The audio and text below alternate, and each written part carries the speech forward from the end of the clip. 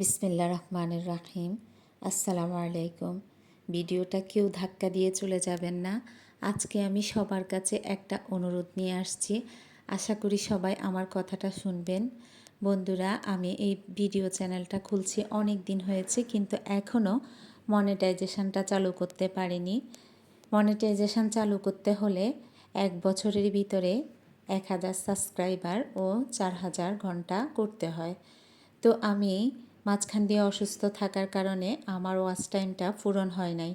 যদিও এখন আমার ওয়াচ টাইমটা অনেক বেশি আছে, কিন্তু তারপরেও 1 বছরের ভিতরে এটা যেটা করতে হবে, 1 বছরের ভিতরে আমার 4000 ঘন্টা নাই।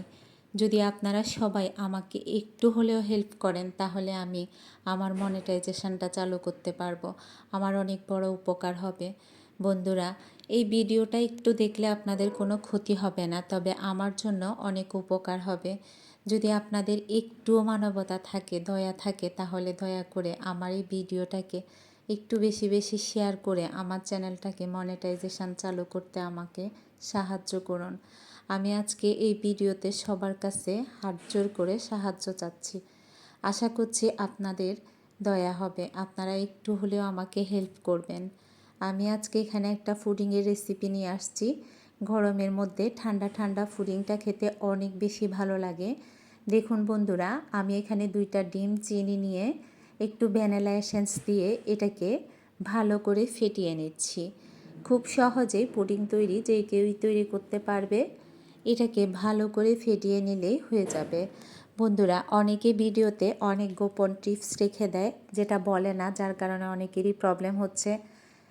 অনেকেই পুডিং তৈরি করতে পারে, যারা নতুন আছে তারা হয়তো পারে না। দেখুন, আমি এখানে হাফ কেজি দুধ নিয়েছি, আর এখান থেকে 50 টাকা যে ঢানুর প্যাকেটটা আছে সেই ঢানুর প্যাকেটটা একটু একটু করে মিশিয়ে দেব, তাহলে দুধটা ঘন হয়ে যাবে। আমি প্রথমে 2টা ডিম নিয়েছি, তারপর আরও একটা ডিম অ্যাড করে দিয়েছি। যেহেতু আমি দুধটা একটু বাড়িয়ে নিয়েছি, সেজন্য ডিমটা আমি আরও একটা দিয়ে দিয়েছি। বন্ধুরা, আপনাদের সামনে ভিডিওটা সঠিক রেসিপি তুলে ধরতে আমি সব সময় চেষ্টা করি। আশা করছি আমার ভিডিওটা দেখবেন। আর যারা প্রথম পুডিং তৈরি করেন, নতুন যারা আছেন, তাদের যদি পুডিং জমার ভয় থাকে, তাহলে চাইলে একটু কর্নফ্লাওয়ার দিয়ে দিতে পারেন, তাহলে অবশ্যই আপনার পুডিংটা জমবে। আমরা যারা বাসায় তৈরি করি তারা হয়তো কর্নফ্লাওয়ার দিই না, কিন্তু দোকানে আমরা যে পুডিংগুলো খাই সেখানে সবসময় কর্নফ্লাওয়ার থাকে। এবার এটাকে একটা ছাঁকনি দিয়ে তারপরে ছেঁকে নিয়েছি। এরপর আমি চুলায় একটা এরকম মোটা পাত্র বসিয়ে এর নিচে একটাও পানি দিয়ে একটা টিস্যু দিয়ে এর উপরে যেই পাত্র নিলাম সেটাতে মোল্ডে নিয়েছি, সেই মোল্ডটা এখানে বসিয়ে দিচ্ছি। তারপর এটাকে ঢাকনা দিয়ে ঢেকে নেব। বাস 30 থেকে 35 মিনিট, বা অনেক সময় 25 মিনিটও হয়ে যায়, আপনার চুলার তাপ অনুযায়ী। দেখুন বন্ধুরা, আমার পুডিংটা জমে গেছে। আশা করছি সবার কাছে আমার এই ভিডিওটা ভালো লাগবে।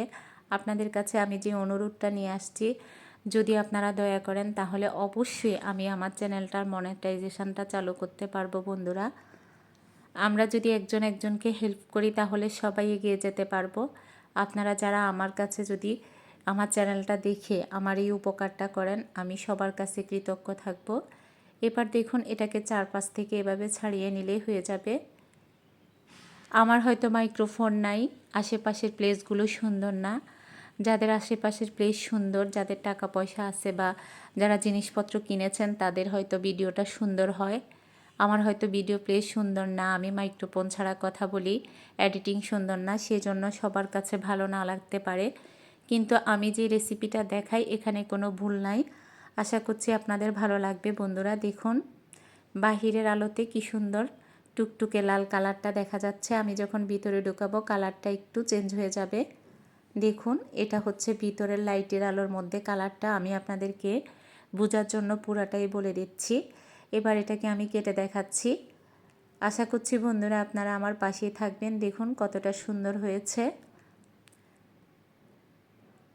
আমি আবারও বলতেছি বন্ধুরা, যারা প্রথম নতুন আছেন, তারা যারা পুডিং একটু তৈরি করতে প্রবলেম হচ্ছে, চাইলে একটু কর্নফ্লাওয়ার দিয়ে দিতে পারেন। আর তা না হলে দুধের ঘনত্বটা একটু বাড়ালে সবার পুডিং হবে। পুডিং তৈরি করা খুবই সহজ, আর এটা খুবই মজাদার। আর বাসায় তৈরি করলে আপনি হেলদি একটা জিনিস পাবেন। অবশ্যই চেষ্টা করবেন নিজে বাসায় তৈরি করতে, কারণ নিজের তৈরি খাবারটা নিজের পরিবারকে খাওয়ানোর আনন্দটা আলাদা। আশা করছি সবাই জিনিসটা বুঝতে পারবেন। আমরা বাহিরের তৈরি খাবার খাবো না, বাসার তৈরি এরকম নির্ভেজাল খাবার খাবো আর সুস্থ থাকবো। বন্ধুরা, আপনারা তো জানেন আমি বলেছিলাম যে আমার ক্যান্সার হয়েছে। বাহিরের খাবারটা আমরা সবাই চেষ্টা করবো অ্যাভয়েড করতে। আমি চাই সবাইকে আল্লাহ সুস্থ রাখুক, ভালো রাখুক, কাউকে এত কঠিন অসুখ না দেখ। দেখুন বন্ধুরা, আমি আপনাদেরকে এটাকে কেটেছে নেড়ে চেড়ে দেখিয়ে দিলাম। সবাই ভালো থাকবেন।